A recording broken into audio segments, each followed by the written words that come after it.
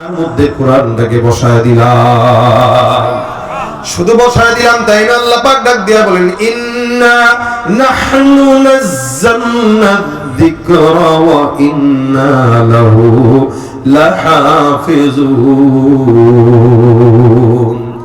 আমার আল্লাহ পাক রব্বুল আলামিন বলেন কোরআনটা আমি আল্লাহ পাক রব্বুল আলামিন নাযিল করলাম, এটার হেফাজতের জিম্মাদারির দায়িত্ব আমি আল্লাহ। কিয়ামত পর্যন্ত যত উম্মত আসবে, যত বান্দা আসবে, সব বান্দাদেরকে আমি আল্লাহ পাক কিতাব দিলাম, এটা সবার সিনার মধ্যে ঢুকাইলাম, যার কারণে একজন হাফেজ কোরআন তার ছোট্ট হৃদয়ের ভিতরে কোরআনটাকে বসায় নেয়। দেখবেন 40 বছর 50 বছরের মুরব্বীরা কোরআনের হাফেজ হতে পারে না, কিন্তু একটা ছোট্ট হাফেজে কোরআন 10 বছর 5 বছর 7 বছরের বাচ্চাও এই 30 পারা কোরআনটা সিনার মধ্যে ঢুকায় নেয়। ভাই ছোটবেলায় তো অনেক কবিতা পড়ছেন, বলেন তো 5টা কবিতা কি মনে আছে কারো? 5টাকে 2টাই ঠিক মতো পড়তে পারবে না, কিন্তু এক একজন হাফেজ কোরআন হাফেজ হয় 30 বছর আগে, 30 বছর পরেও তারাবি পড়াইতে পারে। এই যে এটা পড়াইতে পারে আল্লাহ পাক সিনার ভিতরে রেখে দিয়েছেন, এটা বান্দার কোনো কারামতি নয়, এটা আল্লাহ পাকের দয়া। আমার আল্লাহ পাক রব্বুল আলামিন বলে আমি আল্লাহ কোরআনটাকে বান্দার সিনার ভিতরে ঢুকাইলাম, যেটা পাহাড় গ্রহণ করতে পারে নাই। আল্লাহ পাক ডাক দিয়ে বললেন আনজালনা হাযাল কুরআন আলা জাবাল লারাআইতাহু খাশিআম মুতাসাদ্দিআম মিন খাশিয়াতিল্লাহ। আমার আল্লাহ ডাক দিয়ে বলে এই কোরআনটা আমি আল্লাহ পাক রব্বুল আলামিন জাবালকে দিলাম, পাহাড় গ্রহণ করতে পারে না। যদি পাহাড়কে দিতাম, পাহাড় ধরপর করে কাঁপতে শুরু করত। এই পাহাড়ের সামর্থ্য নাই আল্লাহর কোরআনটাকে সিনার কোরআনটাকে বহন করার। কিন্তু 5-7 বছরের বাচ্চা কোরআন বহন করে কেমনে জানো? আপনারা দেখবেন অনেক সময় আপনাদের সন্তানদেরকে বাজারের মধ্যে যখন নেন, বাজারে নেওয়ার পর সন্তান আপনার কাছে আবদার করে বাবা 5 কেজি ওজনের ব্যাগটা আমার মাথার উপরে দিয়ে দাও। অনেক সময় বাবারা চিন্তা করে এত ভারী ওজনের মাল সন্তানের মাথার উপরে যদি দেই এই সন্তানটা মারা যাবে, কষ্ট পাবে। এখন বাচ্চা অনেক আবদারের পরে বাবা চিন্তা করলো কি করা যায়। দেখবেন সন্তানের মাথার উপরে 5 কেজি ওজনের বোঝাটা দিল, ওই হাতলের ভারটা বাবা তার নিজের হাতের ভিতরে রেখে দেয়। আল্লাহ পাক বলে ছোট্ট ছোট্ট 7 বছর 8 বছরের বাচ্চারা কোরআনটাকে সিনার মধ্যে রাখে, আমি আল্লাহ তার ওই সিনার ভিতরে কোরআনটা রাখলেও কোরআনের ওজন আমি আল্লাহর কুদরতে হাতে নিয়ে নেই। যার কারণে বান্দা ছোট ছোট বাচ্চারা কোরআন সিনার ভিতরে নিয়ে নিয়ে ঢুকে। এই কোরআনটা সিনার ভিতরে যাবে, ওই সিনার ভিতরে যায় যে সিনাটা পরিচ্ছন্ন থাকে। পরিচ্ছন্ন হৃদয় ছাড়া কোনোদিন আল্লাহ পাক রব্বুল আলামিন কোরআন বান্দার কলবের মধ্যে ঢুকান না। ইমাম শাফি রাহমাতুল্লাহি আলাইহি অনেক বড় একজন 4 ইমামের অন্যতম ইমাম। এই ইমাম শাফি রাহমাতুল্লাহি আলাইহির কুওয়াতে হাফেজার ব্যাপারে কলব আছে।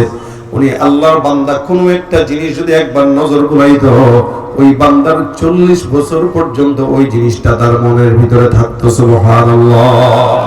কয় বছর থাকতো? 40 বছর। 40 বছর মাথায় থাকতো, যেটা একবার নজর বুলাইতেন। উনি বলেন একবার আমি আমার রাস্তা দিয়ে হেঁটে যাচ্ছিলাম, হঠাৎ করে আমার নজর একটা বেগানানির পায়ের দিকে পড়লো। বেগানানির পায়ের দিকে পড়ার পর আমার কুওয়াতে হাফেজা কেমন যেন দুর্বল দুর্বল লাগে। আগে পড়া লাগতো না, এখন পড়া লাগে।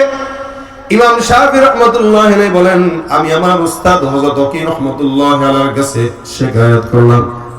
উনি বলেন উস্তাদের কাছে যাই বললাম শাকাউতু ইলা ওয়াকিইন সুআ হিফজি ফাআওসানি ইলা তারকিল মাসি ফাইন্নাল ইলমা নূরুম মিন ইলাহি ওয়া নূরুল্লাহি লা ইউতাহু লিআসি। আমি আমার উস্তাদের কাছে বললাম হুজুর আমার জেহেন যাকাতের ব্যাপারে আপনি আমাকে কিছু মাশওয়ারা দেন। শিকায়াত করলাম আমার জেহেন দুর্বল হয়ে গেছে। আমার উস্তাদ আমাকে 1 নম্বরে যে কথাটা বলল এটাই হলো ফাআওসানি ইলা তারকিল মাসি। আমাকে বললেন হে শাফিঈ তুমি তোমার নিজেকে গুনাহমুক্ত হায়াত অবলম্বন করার চেষ্টা করো। সুবহানাল্লাহ। আমার উস্তাদ আমাকে বললেন গুনাহমুক্ত হায়াত অবলম্বন করো কেন? তোমার ভিতরে যে ইলমটা আছে এটা দামি জিনিস।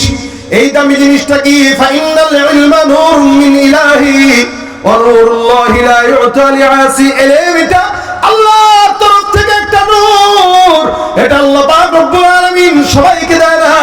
দুর্নীতিবাজকে দেয় না, জিনাকারীকে দেয় না, সন্ত্রাসকে দেয় না, চাঁদাবাজকে দেয় না, ঘুষখোরকে দেয় না, সুদখোরকে দেয় না। কিন্তু 7 বছরের নিষ্পাপ বাচ্চার কলমের ভিতরে ঢুকায় দেয়। ভাইরা আমার খুব বুঝবেন, কোরআনটা আল্লাহ তার ভিতরে ঢুকায় যার অন্তর যত পরিচ্ছন্ন। এখন কোন ইমানদার বান্দার যদি 60 বছরও যদি তার নফস পবিত্র থাকে, আল্লাহ পাক তার অন্তরে কোরআন ঢুকায় দেয়। তার মানে নফসটা পবিত্র থাকা হলো শর্ত। আমাদের দেশে অসংখ্য ওলামায়ে কেরাম বুজুর্গানে দিনরা আছে যারা 50 বছর যে 40 বছরে যে 60 বছরে যে হাফেজে কোরআন হয়েছে, সারাদিন এক পারা করে তেলাওয়াত মুখস্থ করেছে, আর রাতের বেলা সেইটা দিয়ে তারাবির নামাজ পড়াইছে। কিভাবে? বলে তাদের নফস পবিত্র রেখেছেন, যার কারণে শেষ বয়সেও তারা কোরআনকে হেফজ করতে পেরেছেন আল্লাহর দয়ায়। ওই যে জায়গা পবিত্র, জায়গা যখন পবিত্র হয় তো আল্লাহ ওই জায়গায় কোরআনের নূর বসায় দেয়। এটা আল্লাহর নূর। আল্লাহর নূরের মর্যাদা তো ঘুষখোর সুদখোর দিতে পারে না। এই কারণে হযরত আলী রাদিয়াল্লাহু তাআলা একটা কথা বলতেন, লানা ইলমুন ওয়ালিল আ'দাই মালুন। উনি বলতেন, রাদিনা কিসমাতুল জব্বার ফিনা। আল্লাহ পাক আমাদের ব্যাপারে যে বন্টনটা করেছেন এটার উপরে আমরা সন্তুষ্ট। বলে বন্টনটা কি? আল্লাহ পাক সমস্ত ইলম, রূহানি ইলম, আল্লাহ পাকের যে ওহীর ইলম আছে, এই ইলমগুলা শুধুমাত্র ঈমানদারদের জন্য রেখেছেন, আর মুশরিক কাফের জাহেলদের জন্য আল্লাহ পাক সম্পদ রেখেছেন। যার কারণে তারা তাদের সম্পদের কারণে ইলম, বংশ সবকিছু বিক্রি করে দিতে পারে, কিন্তু উলামায়ে কেরাম টাকার কারণে কোনোদিন ইলম বিক্রি করতে পারে না। যদি খাঁটি ইলম হয়, খাঁটি উলামায়ে কেরাম হয়, তবে হ্যাঁ, সব আলেম তো এক নয়। রাসূল সাল্লাল্লাহু আলাইহি ওয়াসাল্লাম এটাও বলেছেন, খায়রুল খিয়ার খিয়ারুল উলামা ওয়া শাররুশ শিরার শিরারুল উলামা। এমন এমন আলেম থাকবে, ওরা যখন খারাপ হবে বিরানির মতো পচে গেলে আর ভালো হয় না। যখন এরা খারাপ হয় তখন সবচেয়ে বেশি খারাপ হয়, আর যখন ভালো হয় এই দুনিয়ার সবচেয়ে বেশি ভালো হয় তারাই। কারণ আল্লাহ পাক অন্য আয়াতে বলেছেন, ইন্নামা ইয়াখশাল্লাহা মিন ইবাদিহিল উলামা। আপনি যতই আল্লাহর ভয় করেন না কেন ভাই, উলামা একরাম বুঝে আল্লাহরে সন্তুষ্ট কিভাবে করতে হয় রাস্তা উলামা একরাম জানা আছে। যার কারণে উলামা একরাম জাগামত আল্লাহরে ঠিকই ভয় পায়। আল্লাহ পাক নিজেও বলেছেন, তোমাদের ভিতর থেকে সবচেয়ে বেশি আমাকে ভয় পায় এই যুগের উলামা একরাম নাই। এজন্য উলামা একরামদেরকে সম্মান করা শিখেন। রাসূল সাল্লাল্লাহু আলাইহি ওয়াসাল্লাম 4টা অপশন দিয়েছেন। 1 নাম্বার কুন আলিমান, 2 নাম্বার আও মুতাআল্লিমান, 3 নাম্বার আও মুস্তামিআন, 4 নাম্বার আও মুহিব্বান। হয়তো আলেম হও, নয়তো আলেম বানাও, নয়তো আলেমদের কথা শ্রবণ করো, নয়তো আলেমদেরকে মহব্বত করো। এই 4টা অপশনের বাইরে আর কোনো অপশন নাই। যারা আলেমদেরকে মহব্বত করে না, দেখলে খারাপ লাগে, দেখলে কষ্ট হয়, দেখলে গালি দেয়, বুঝতে হবে কোনো না কোনো ভাবে তাদের জন্মেও সমস্যা থাকতে পারে। কারণ ভাই, নামাজি কালামিদেরকে দেখলে তো দিলের প্রশান্তি আসে। নামাজিকে দেখলে, কালামিকে দেখলে, কোরআন তেলাওয়াতকে ওলাকে দেখলে, জাকিরিনকে দেখলে যদি কারো দিলে খারাপ লাগে, বুঝতে হবে ওর সমস্যা। ওর সিজারের রোগী হয়েছিল, হয়তো কানে আজান দেয় নাই, জন্মের পর সর্বপ্রথম অন্য গান শুনছে, বাউল গান শুনছে, হিন্দি গান শুনছে, নাস্তিকদের বাণী শুনছে, যার কারণে আল্লাহ আল্লাহর নামের রাসূলের কথা পছন্দ হয় না। ভাইরা আমার, এই কারণে হযরত আলী বলেন, আমাদের কাছে সম্পদ হলো ইলম, জাহেলদের কাছে সম্পদ হলো মাল। আমরা কি মালের পাগল না ইলমের পাগল হবো? বলেন। আল্লাহ আমাদেরকে ইলম দান করুক, বলেন আমিন। কোরআনের ইলম দান করুক, বলেন আমিন। আল্লাহ আমাদেরকে ইলম, ফিকহ এগুলো দান করুক, কারণ এগুলো দামি জিনিস। মাই ইউরিদিল্লাহু বিহি খায়রান ইউফাক্কিহু। আল্লাহ পাক যার কল্যাণ চায়, নবী বলেন আল্লাহ যার কল্যাণ চায় তাকে দান করে। ভাইরা আমার, এইজন্য কোরআনের ইলমটা সবাইকে আল্লাহ শিখায় না। আপনাদের এখানে মাদ্রাসা, কয়জনের বাচ্চা মাদ্রাসায় পড়ে বলেন? আসছেন তো অনেক, কিন্তু কয়জনের বাচ্চা পড়ে? যদি হাত উঠাইতে বলি, হাতে গোনা 50 জন 100 জন উঠাবেন, এর কমও হইতে পারে। এজন্য নবী বলেন অপশন 4টা। 1 নাম্বার হয়তো আলেম হও, নয়তো আলেম বানাও, নয়তো আলেমদেরকে মহব্বত করো, নয়তো আলেমদের কথা শোনো। খবরদার 5 নাম্বার আলেম নির্দেশে হওয়া যাবে? যাবে। কেউ যদি আলেমদেরকে মহব্বত করে, মহব্বতের উসিলাতেও আল্লাহ পাক আলেমদের সাথে জান্নাত দান করবেন। আমিন। রাসূল সাল্লাল্লাহু আলাইহি ওয়াসাল্লামের কাছে এক সাহাবী সেরাক দিয়ে বলেন, ইয়া রাসূলুল্লাহ, আমার কাছে আবু বকরের মতো আমল নাই, ওমরের মতো আমল নাই। নবী বলেন, তো কি আছে? হুজুর, আমার কাছে আপনার মহব্বত আছে। সুবহানাল্লাহ, আপনার মহব্বত আছে। রাসূল বলেন, ইন্নাকা মা'a মান আহবাবতা, তোমার মহব্বত যার সাথে থাকবে তোমাকে আল্লাহ পাক তার সঙ্গে জান্নাত দান করবে। সুবহানাল্লাহ। আপনার মহব্বত যদি গাঁজাখোরের সাথে থাকে তো আপনার মহব্বতের কারণে গাঁজাখোরের সাথেই যাবেন। আপনার মহব্বত যদি দিল্লি আমেরিকার সাথে থাকে তো তাদের সাথেই যাবেন। আর মহব্বত যদি মদিনাওয়ালার সাথে থাকে তো মদিনাওয়ালার রওজার পাশেই থাকবে আপনার কবর। মদিনাওয়ালার সাথে আপনার জান্নাত হয়ে যাবে ইনশাআল্লাহ। আল্লাহ তৌফিক দান করে বলেন আমিন। এই জন্য চারটা অপশনের যে কোনো একটা অপশন বেছে নেন। হয়তো নিজে আলেম হন, আলেম হইতে পারেন নাই, সন্তানকে বানান, সন্তান হয় নাই তো আপনার ভাতিজাকে বানান, ভাতিজা হয় নাই তো নাতিকে বানান, নাতিকে পারেন নাই পুতিকে বানান, না পারলে একটা ছেলেকে আলেম বানান।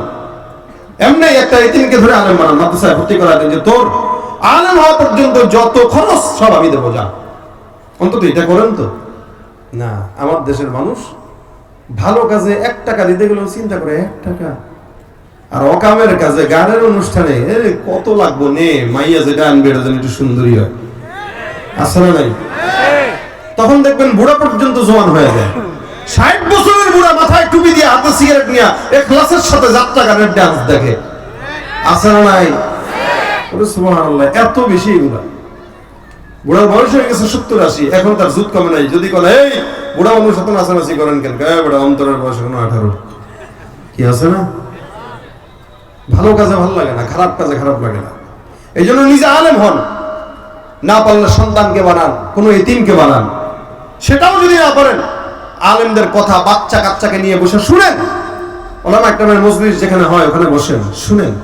সেটাও যদি না পারেন দুঃখ থেকে মহব্বত করেন, মহব্বতের উসিলাতেও জান্নাত।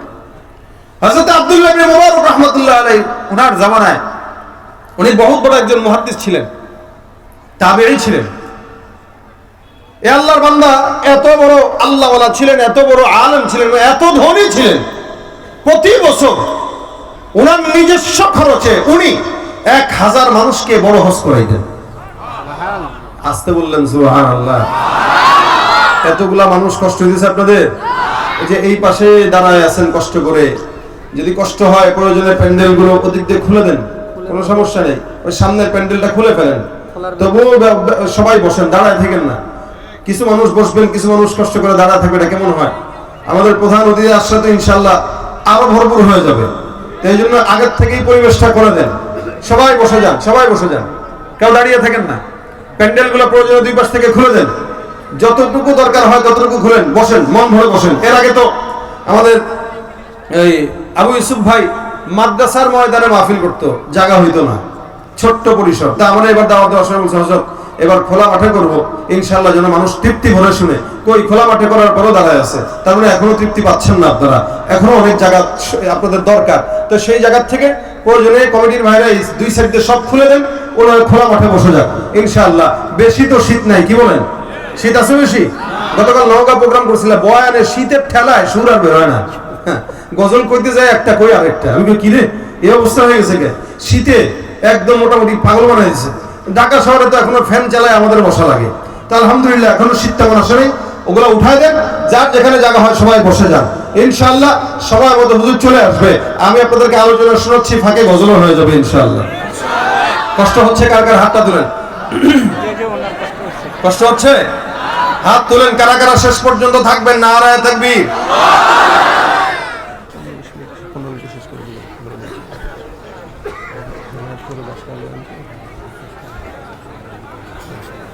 হ্যাঁ, হাত উঠান, মাশাআল্লাহ। এবার সবাই বসেন, আল্লাহ কবুল করুক, বলেন আমিন। আজকের মজমা আল্লাহ জানে মানে বরকত দান করুক, আমিন। তো আমাদের সমাজে কোরআন শিক্ষা করা এটা প্রয়োজন। নবী অপশন দিয়েছেন 4টা। কয়টা? 4টা। হয়তো আলেম হও, নয়তো আলেম বানাও, নয়তো আলেমদের কথা শ্রবণ করো, নয়তো আলেমদেরকে কি করো? বলেন না, কি করেন? মহব্বত করবেন তো ইনশাআল্লাহ। বাস দিয়ে মহব্বত করবেন। বাস দিয়ে মহব্বত করা যাবে? দিল থেকে মহব্বত করতে হবে। এখন যদি বলেন না আলেমরা মহব্বত করবো, কিন্তু যতক্ষণ আমার দলের পক্ষে আছে ততক্ষণ। আমার দলের বাইরে কথা বললে একদম ফিটে হতে না। আমাদের দেশের মানুষের মহব্বত এটাই। এই জন্য আল্লাহ পাক যেন খালেস মহব্বত রাখার তৌফিক দান করেন।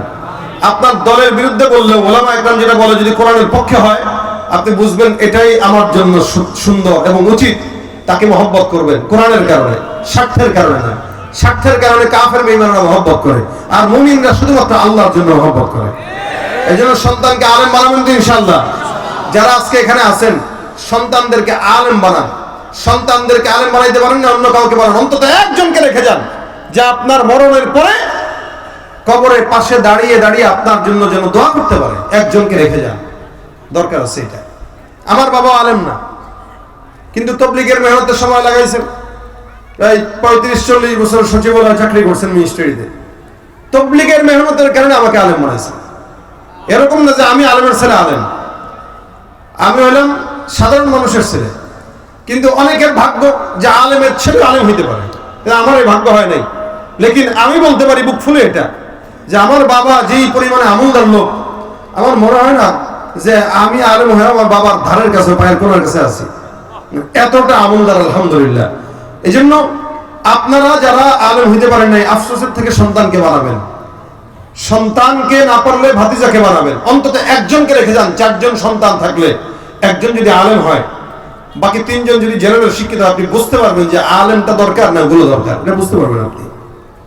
এই জন্য আমরা মাদ্রাসা মসজিদের সঙ্গে সম্পর্ক রাখবো, মহব্বত দূর থেকে রাখবো। এই দূর থেকে মহব্বত গুলো যদি আমরা রাখি, আশা করা যায় কিয়ামতের ময়দানে রাসূল সাল্লাল্লাহু আলাইহি ওয়াসাল্লাম বলেন, একজন হাফেজে কোরআন, 10 জন এমন ব্যক্তি যাদের উপরে জাহান্নাম ওয়াজিব, এদেরকে ধরে সুপারিশ করে জান্নাতে নিয়ে যেতে পারবে। তা আপনাদের এলাকায় যদি কোনো মানুষের সঙ্গে মাদ্রাসার সম্পর্ক থাকে, আর একটা হাফেজ যদি আপনাকে দেখে, কিয়ামতের ময়দানে বলবে, আল্লাহ ওই যে ওই লোকটা, সে আমার মহব্বত করতো, আমার টাকা দিত, আমার ভরণ পোষণের ব্যবস্থা করে দিত, আল্লাহ আজকে তো আমি তারও ছাড়া জান্নাতে যাব না।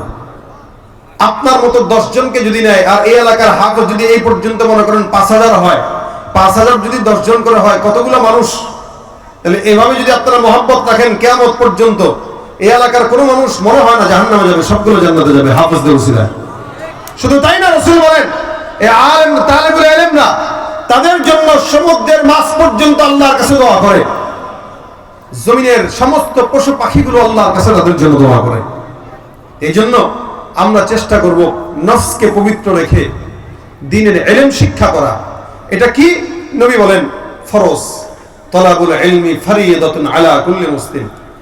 ইঞ্জিনিয়ার হওয়া জরুরি, ডাক্তার হওয়া জরুরি, অন্যান্য শিক্ষায় শিক্ষিত হওয়া জরুরি, কোরআনের ইলম অর্জন করা জরুরি কোনো বিষয় নয়। জরুরি বিষয় হইলে ভালো, না হইলেও চলে, কিন্তু কোরআনের ইলম জরুরি নয়, বরং এটা ফরজ, যেটা হইতেই হবে, না হইলে চলবে না। কি বলেন, ঠিক না? পাঞ্জাবি এটা জরুরি হইলে ভালো, অনেকে ফারা পাঞ্জাবিও পড়তে পারে, অনেকে গেঞ্জিও পরে, অনেকে শার্টও পরে, হলে ভালো, না হলেও চলে। খালি গায়ে তো গরমের সময় আমরা থাকি, কিন্তু মানুষ খালি গায়ে থাকলেও লুঙ্গি খুলে থাকে। কি বলেন? আপনারা লুঙ্গি খুলে যদি কেউ দৌড় দেন, কি বলবেন তাহলে আপনারা? কিরে ঘন্টা বাজায় কই যাও? তার মানে এটার মাথায় সমস্যা হয়েছে, তার শীর্ষে। সুতরাং ফরজ যখন কেউ লঙ্ঘন করে, তাকে দুনিয়ার হাইসিয়াতে পাগল বলা হয়। ঠিক তেমনি ভাবে যে দুনিয়ার সব জ্ঞান অর্জন করলো, কিন্তু আল্লাহর কোরআন শিখলো না, আল্লাহর আদালতে সেও সবচেয়ে বড় পাগল। কি বলেন, ঠিক না? তালাবুল ইলমি ফরিয়াদাতুন আলা কুল্লি মুসলিম। প্রত্যেকটা মুসলমানের জন্য দ্বীনের ইলম অর্জন করা ফরজ। এই ফরজ ইলমটা আপনার আমার শেখা উচিত না, লাগবেই। নামাজ শুদ্ধ হওয়ার জন্য কোরআন শিখতে হবে কি হবে না? এটা আপনার আমার জন্য ফরজ। কারণ নামাজে অশুদ্ধ পড়া, এটা নামাজ ভঙ্গের সর্বপ্রথম কারণ। আমাদের সমাজে অসংখ্য মানুষ আছে যারা কোরআন শুদ্ধভাবে পড়তে পারে না, সহি শুদ্ধ করে পড়ার মতো যোগ্যতা নাই। এজন্য তাদেরকে বলছি, রমজান আসতেছে, রজব চলে আসছে, আল্লাহুম্মা বারিক লানা ফি রজব ওয়া শাবান ওয়া বাল্লিগনা রমাদান, বল আমিন। আমিন। আল্লাহ পাক আমাদেরকে রমজানের পবিত্রতা এখন থেকে বজায় রাখার তৌফিক দান করুক, প্রস্তুতি নেওয়ার তৌফিক দান করুক। চলে আসছে রমজান, এখন থেকে নির্বাচনকে কেন্দ্র করে মারামারি হানাহানি বিদ্বেষ এগুলো না করে, বরং রমজানকে কেন্দ্র করে কোরআন শেখা শুরু করেন। মাদ্রাসায় মুরব্বীরা, স্কুল কলেজের ছেলেরা 10 জন 20 জনের একটা গ্রুপ এসে আপনারা শেখার চেষ্টা করেন, দেখবেন ইনশাআল্লাহ প্রত্যেক দিন 10 মিনিট 20 মিনিট করে যদি সময় দেন, সপ্তাহে 3 দিনও যদি সময় দেন, ইনশাআল্লাহ দেখবেন আপনি কোরআন শিখতে পারবেন। যদি না শিখতে নাও পারেন ঠিক মতো, কিন্তু শিখার চেষ্টা আপনার যদি বলবৎ থাকে, এই চেষ্টার বদৌলতে আল্লাহ পাক আপনাকে মাফ করবেন এবং কোরআনকে সাক্ষী বানিয়ে দিবেন। এই জন্য আমরা কোরআন শিখবো, শিখাবো। কোরআন শেখার জন্য নফস পবিত্র রাখা দরকার। যারা তালেবুল ইলম আছে, আমরা গুনাহমুক্ত হায়াত অবলম্বন করব, তাহলে আমাদের কলবের ভিতরে ইলমের নূর ঢুকবে। আল্লাহ পাক ইলমের পাশে হেলেম ঢুকায় দিবে ইনশাআল্লাহ। এই জন্য আমি সবার কাছে অনুরোধ করব, আপনাদের এই প্রতিষ্ঠান, আপনাদের এই মাদ্রাসায় আপনারা আপনাদের সন্তানকে দিবেন মহব্বতের দাবি থেকে, আপনার ভাতিজাকে দিবেন মহব্বতের দাবি থেকে। যদি না পারেন আপনি মাদ্রাসায় যাবেন, ইসলামী মজলিসগুলোতে কোরআনের আওয়াজ শুনবেন, জুমার নামাজে কোরআন ওলামা একরামদের বয়ান শুনবেন। সেটাও যদি না পারেন তাহলে দূর থেকে হইলেও এই মাদ্রাসার সঙ্গে মহব্বত রাখবেন, ইউসুফ সাহেবের সাথে মহব্বত রাখবেন। ইনশাআল্লাহ এলাকায় যদি প্রত্যেকটা মানুষ মাদ্রাসার সঙ্গে সম্পর্ক রাখে, আল্লাহ পাক প্রত্যেকটা মানুষের জিন্দগি বরকতময় করে দিবে। এটাই আমার কথা। আল্লাহ পাক যেন আমাদের সকলকে কোরআন মানার তৌফিক দান করে, কোরআন অনুযায়ী আমল করার তৌফিক দান করে। সংসদ থেকে সংসার পর্যন্ত সব জায়গায় যদি কোরআন থাকে আল্লাহ পাক শান্তি দিবেন ইনশাআল্লাহ, কোনো সন্দেহ নাই। সমাধান চাও যদি জীবনে মরণে, ফিরে যাও খুঁজে নাও চোখ রাখো কোরআনে, তবেই পাবে সুখ শান্তির ঠিকানা, তবেই পাবে সুখ শান্তির ঠিকানা, যদি মেনে নাও তুমি মনে প্রাণে। সমাধান চাও যদি জীবনে মরণে, ফিরে যাও খুঁজে নাও চোখ রাখো কোরআনে। সমাধান চাও যদি জীবনে মরণে, ফিরে যাও খুঁজে নাও চোখ রাখো কোরআনে। এত চির অম্লান চির মুক্তির ডাক, এ যে মহাবাণী খোদারি কালামে পাক। এত চির অম্লান চির মুক্তির ডাক, এ যে মহাবাণী খোদারি কালামে পাক। এই দুনিয়া সেই দুনিয়া, এই দুনিয়া সেই দুনিয়া, মুক্তি পাবে তুমি দো জাহানে। সমাধান চাও যদি জীবনে মরণে, ফিরে যাও খুঁজে নাও চোখ রাখো কোরআনে। এ বাণী সকলে নয় শুধু মুমিনের, যারাই চলবে মেনে ফল পাবে কোরআনে। তাহার পরশ পেয়ে পাথর হলো সোনা, সন্দেহ ভুললে যার একটি কণা। এ যে এক বিপ্লব পিছে ফেলে যত সব, এ যে এক বিপ্লব পিছে ফেলে যত সব, এগিয়ে চলে সে অগ্রপানে। সমাধান চাও যদি জীবনে মরণে, ফিরে যাও খুঁজে নাও চোখ রাখো কোরআনে। সবকিছুর সমাধান দিতে পারে, সব সমস্যার সমাধান, আওয়াজ হয় না, সব সমস্যার সমাধান দিতে পারে আল কোরআন। আমরা কোরআনের পক্ষে আছি তো ইনশাআল্লাহ। আজকের এই মজমা শেষ পর্যন্ত থাকবো এবং কোরআনের জন্য, এই মজমার জন্য, মাদ্রাসার জন্য আপনাদের কাছে যদি কোনো কিছু আবদার করে, রাখবেন তো ইনশাআল্লাহ? রাখবেন? আমি যদি আবদার করি আপনাদেরকে, আমাদের আবু ইউসুফ ভাই আছে, উনি আপনাদের এলাকার লোক, ভালো মানুষ, আপনাদের সম্মানিত মানুষ, শ্রদ্ধা ভাজন, আমারও খুব মুহিব্বিন, উনি মহাব্বতের ভাই। উনি আপনাদের কাছে মাদ্রাসার জন্য আবেদন করবে, আপনারা দিবেন তো ইনশাআল্লাহ? ভাই মাহফিল গুলো হলো মাদ্রাসার উন্নয়ন করবে, কারণ এই মাদ্রাসাগুলো সরকার চালায় না। যদি সরকার চালাইতো তাহলে আমাদের মাথা সরকারের কাছে বিক্রি হয়ে যেত। যেহেতু আমরা সরকারের কাছে জবাবদিহিতা করি না, এই কারণে আপনাদের কাছে জবাব দেবে যে গত বছর কত আয় হয়েছে, কত ব্যয় হয়েছে, এগুলো দেখবেন আপনাদের কাছে দিবে। কেন? কারণ আপনাদের টাকা, আপনাদের কাছে জবাব দিতে বাধ্য, সরকারের কাছে জবাব দিতে বাধ্য না। এই কারণে আপনাদের টাকা আপনারাই দিবেন, আপনারাই হিসাব দিবেন, আপনাদের সন্তানরাই পড়বে। এই কারণে কওমি মাদ্রাসা। আল্লাহ পাক এই মাদ্রাসাকে কবুল করুক। আল্লাহ পাক মাদ্রাসার সকল হাজত গায়বী খাজানা থেকে পূরণ করুক, বলেন আমিন। যা বললাম শুনলাম, আল্লাহ পাক কোরআন শিক্ষা করার এবং শিখানোর তৌফিক দান করুক। কোরআনের ইলম আল্লাহ পাক আমাদের সকলকে অর্জন করার তৌফিক দান করুক। আমা তৌফিক ইল্লা বিল্লাহ। আসসালামু আলাইকুম ওয়া রাহমাতুল্লাহি ওয়া বারাকাতুহু।